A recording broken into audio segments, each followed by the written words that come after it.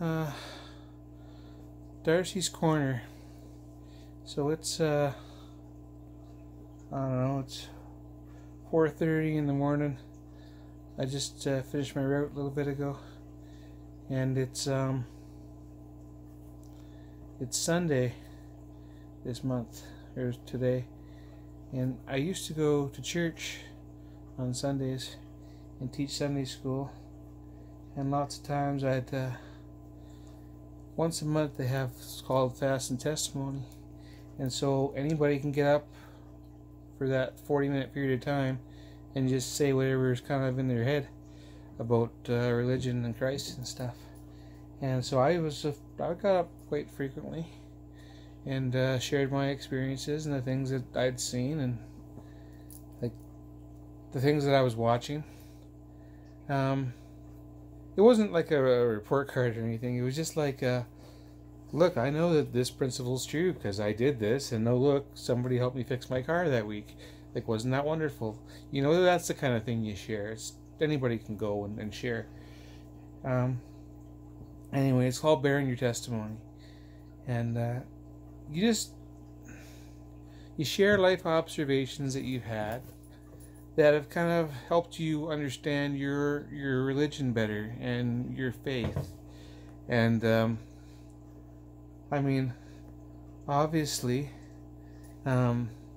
being who I am, I'm constantly questioning everything, especially about my religion, but I don't question that religion exists, and I don't question that God exists.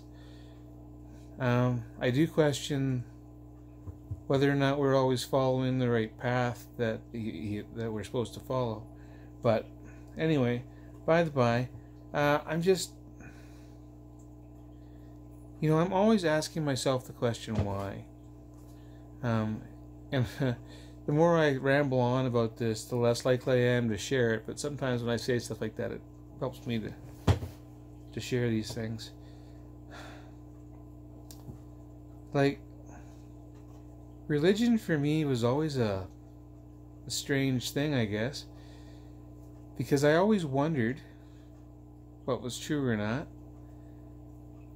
When I was 8 years old, I was hit by a truck. I was supposed to die.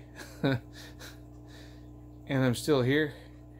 So, like, you wonder. And just because I did the school plays and I was like a wise guy and I had myrrh or something. I can't remember what I had, but it wasn't the gold, which was everybody wanted because we knew what the hell that was. Yeah. But anyway, I had myrrh, and that was fine. I was a wise guy, but I didn't really know if that story was true because, like, who does? And then if you're like a theologian who like understands the religious story, you know that the Christmas story isn't quite told right, because the wise guys found Christ like 2 years after he was born, back in anyway, his hometown. They didn't go to Bethlehem.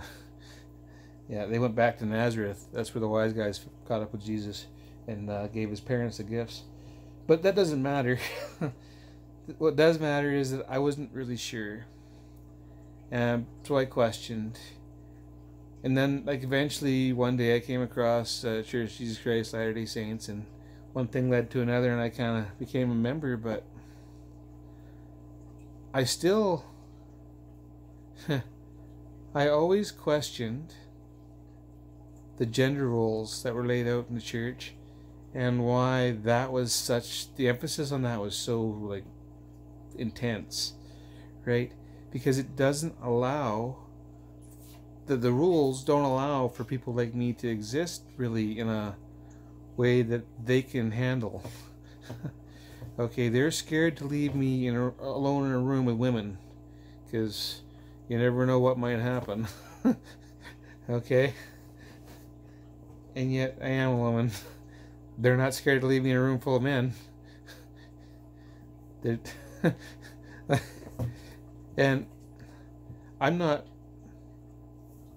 understand, I've known these people for 15 years, so I'm not afraid of any of them. Okay?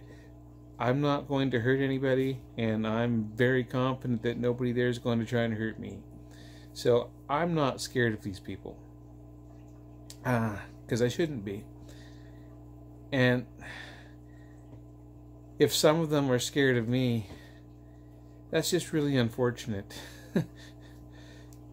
But regardless, I'm still a child of God. And I don't know why He put me here this way in this body. But I do know that I'm not alone. I know there's millions of us, and millions have come before us. So I don't believe that He makes mistakes, so I'm not a mistake.